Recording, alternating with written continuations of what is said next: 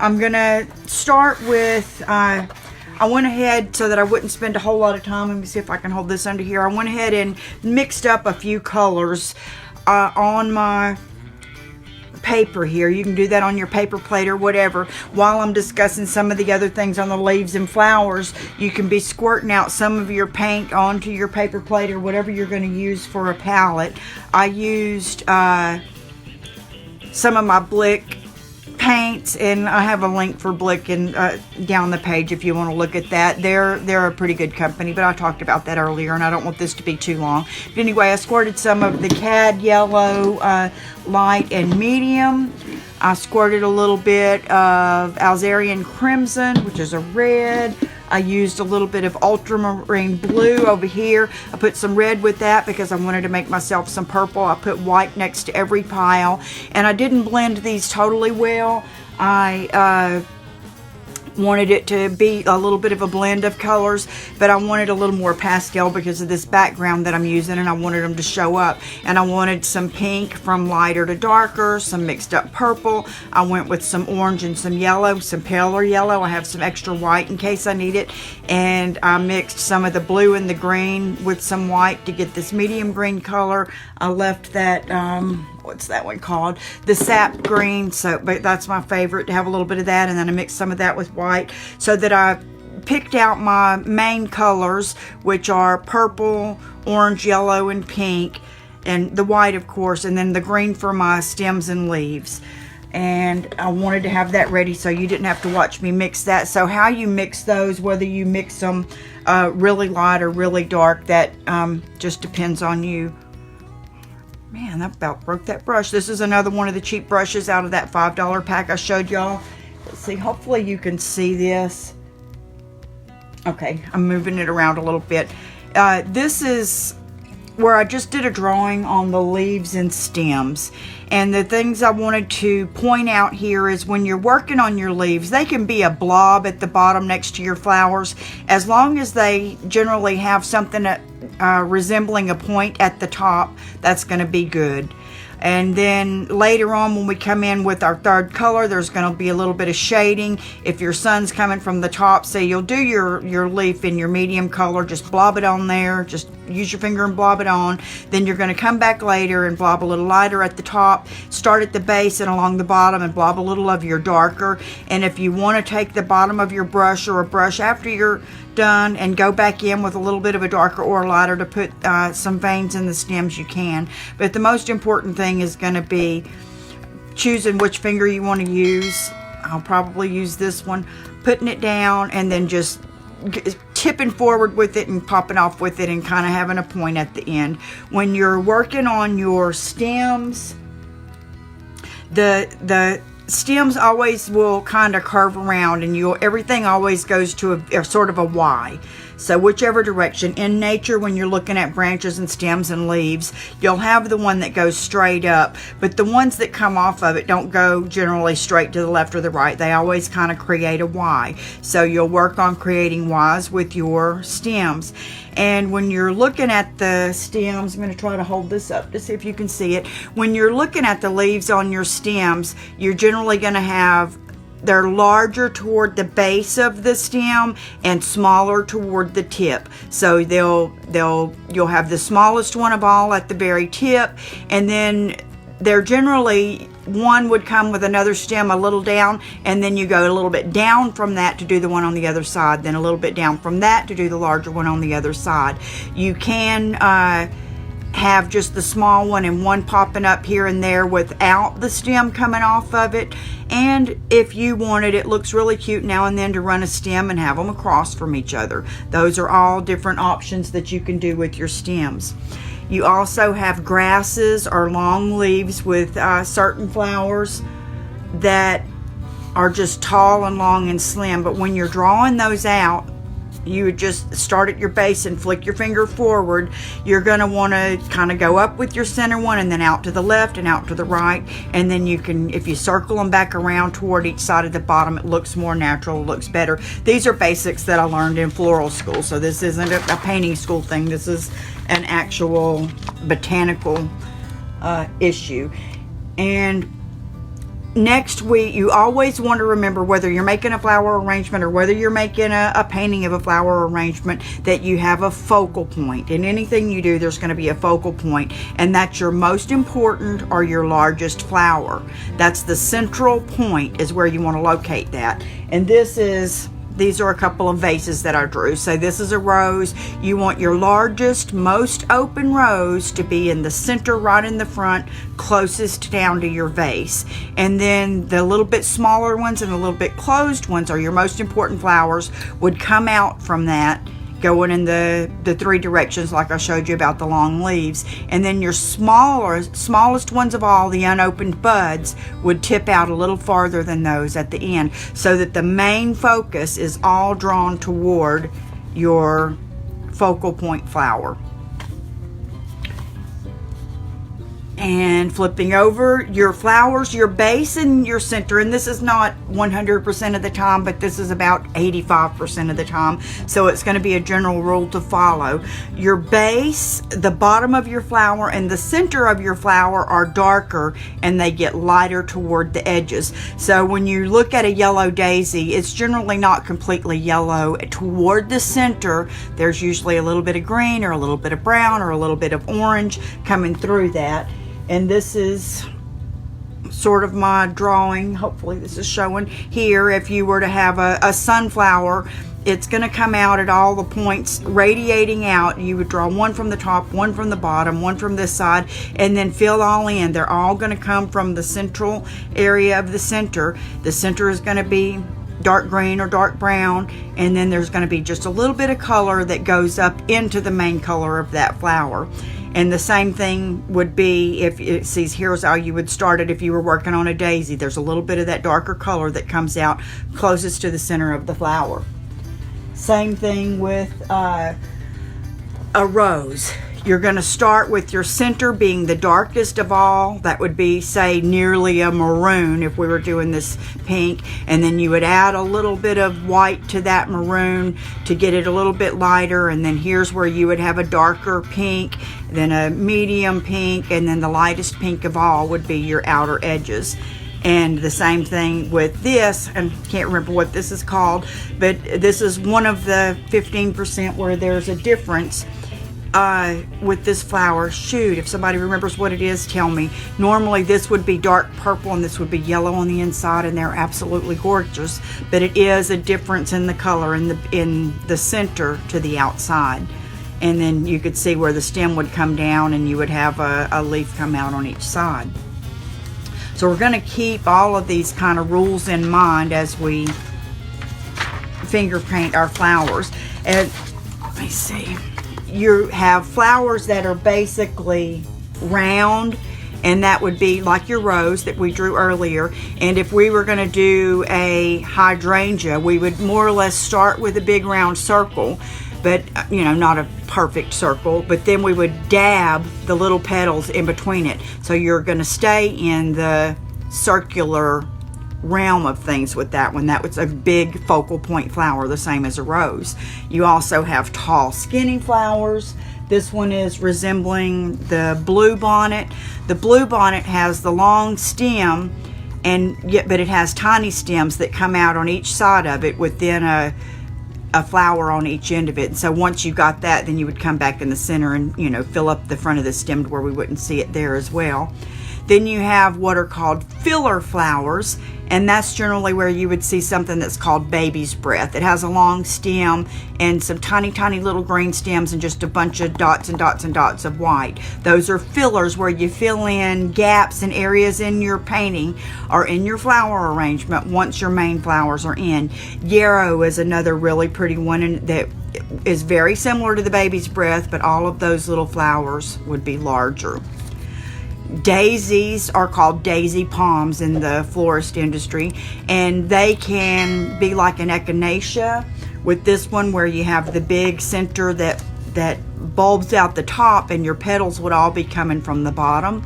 You could have your center face of the flower sticking straight up and all of your petals being around it, or in general that would be a little off center, and you would have the center and then the big ones going straight up in the back, big ones coming straight off of each side, and then the short, you would get shorter here because those would actually be semi curved up to cover a portion of the center of the flower.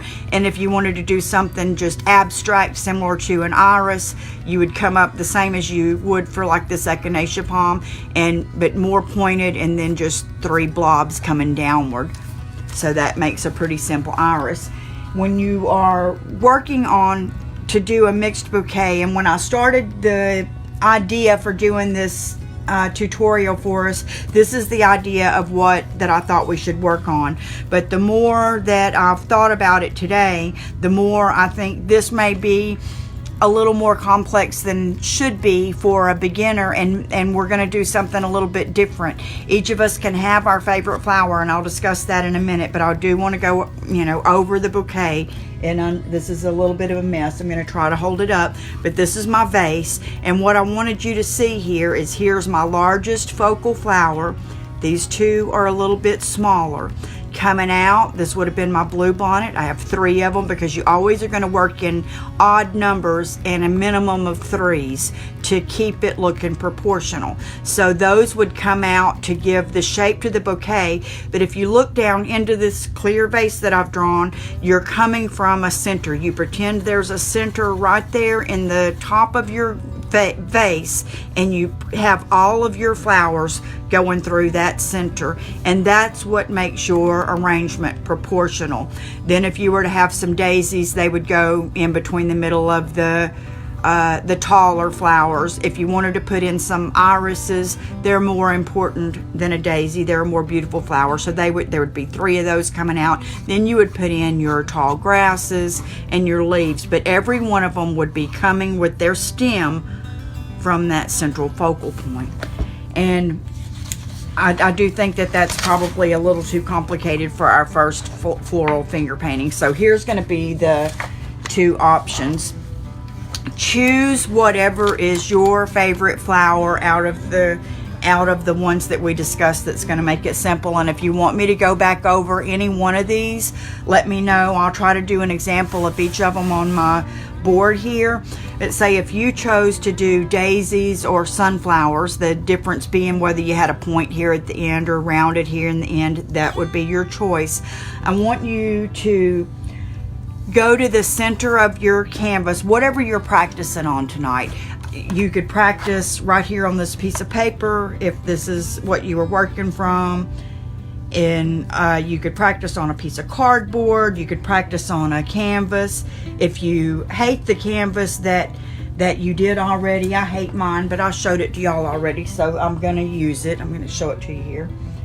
You see, it's driving me crazy that the replay is behind, so I'm holding up my canvas here, and I don't like it, but I'm going to use it because that's what I showed y'all to do, and I don't want you to be unhappy. But the answer to this would be go back over it with something else. It's paint. It does not have to look like this tomorrow. And if you paint your flowers on yours today, tomorrow you go back over the whole dang thing and make yourself another new background. Make your background look like this if you want to. I just used squirted this paint directly out on my canvas and used that big whatever you call it, thing like this, and palette knife, and just spread it all out. And I've got them darker in the middle and lighter toward the edges, and boom, it's done. So if you don't like the way that turns out, let the paint dry, paint over it. Put these flowers on it tonight, tomorrow paint over it. But what I want you to get out of it and to practice on tonight is practicing on something in this fashion. Put your biggest flower, your most important flower, your focal point in the middle, and then go a little bit larger, these 2 close to the same size, out on each side of it. Then go a little bit smaller than that. And if I said larger, I didn't mean it. This is your largest, a little bit smaller, and then a little bit smaller than those would be these here, and then a little bit smaller than that, these here. So you're going to go, what is that, 1, 2, 3, 4, 5, 6, 7. That's an odd number, so you could have stopped at 5 if it filled your page. 7 is a good number. So do those, and then you can come back in. We'll practice some leaves. Let me get this color here. You would come in, plant that finger down, and then go out. We're gonna plant that finger down and go out. There's a couple of leaves right there, or the basis for leaves, and that's the way that it would work. If you want to do the roses, which is what I think I'm going to do on mine, you're going to go with the same idea. Get your largest one in the middle, go with a couple on each side of that that are a little bit smaller, go a little bit smaller, and then a little bit smaller. And there's 1, 2, 3, 4, 5, 6, 7, 8, 9, 10, 11, 12, 13, 14, 15. There's 15 on here. And you can see how I kind of ended up with this going from side to side. I kind of curled these around and curled these around to make that look right. And if, depending on, you know, these will be teeny tiny like buds, but just decide whether you want to do a sunflower or a daisy, or whether you want to do the rose, and then practice on that. Practice on that on your canvas by doing it in an odd number and by doing it from smaller shades out. And then after you have the space that's left over in between these, after you get them done, that's where you're going to go in and put yourself some leaves proportionate to the size of your flower. So the leaf here would be really, really tiny. So I'm going to go ahead and show you each of the flowers that I can't close my book back up that we've discussed here, in case you choose one of the others. Okay, so here's the center of my canvas.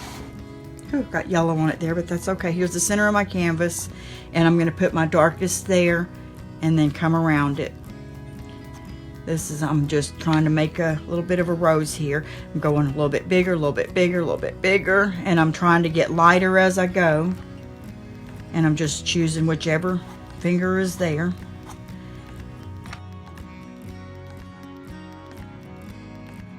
And I'm going to go back down and get me some white to go back over it, because that'll make the lightest of the light of the pinks. So there's 3. I could stick with 3, but I'm going to now go for 5. So now we're at an odd number. We could stop right there, or we can add a different color. I'm going to go ahead and rinse off my fingers a little bit and add a different color. Let's go with our orangey color. So here's the darkest. Okay, so that's 3 of that one. What else do I have? Let's go with some yellow. Oh, since I put this purple out, I'm going to go ahead and get it. I'll put one more pink one, because it is the most popular of the populous, I guess, of the colors here. I'm going to do the leaves with my pinky, and the underneath my bud ones, these are all coming out. Here's my center, so everything's going to be coming out from the center. So underneath my smallest bud ones, I'm going to go ahead and put the bottom of the rose coming out. It make it even come out of this one this way, and then I'm going to start trying to get a tad of a leaf point. Point the finger down and come out. Drop the finger down and come out. Usually on the rose flower, rose leaves, there are 2. There's 2 together. So trying to keep these proportionate to the size of the flower. There's leaves that don't always belong to a flower as well, so we're gonna come through here and just put down some extra leaves as filler in some of this space.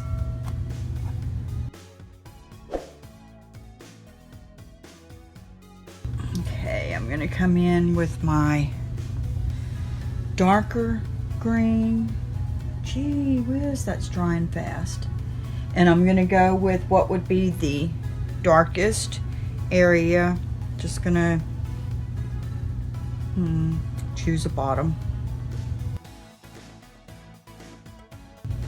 I'm hoping that when you practice on yours, whether you practice on cardboard, on a piece of paper, whether you're practicing on your canvas, gonna paint it over, whether you plan on finishing yours tonight, whatever you plan on doing, that you will post it in the comments here for others to see, so that they will, people who may be scared to do their first one and not knowing what to do, will gain confidence.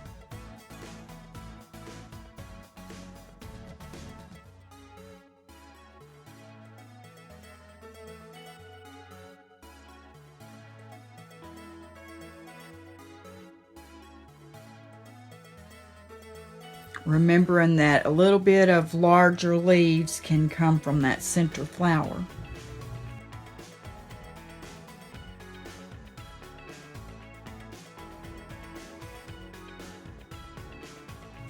Okay, I think we're about to call it a night. It's not exactly a finished painting, but it can be. You can stop right here. You stop anywhere you want to stop. Paint over it tomorrow. Do it over again. Get a new canvas. Be happy with it. Give it to somebody. It's your work of art, and you can do whatever you want.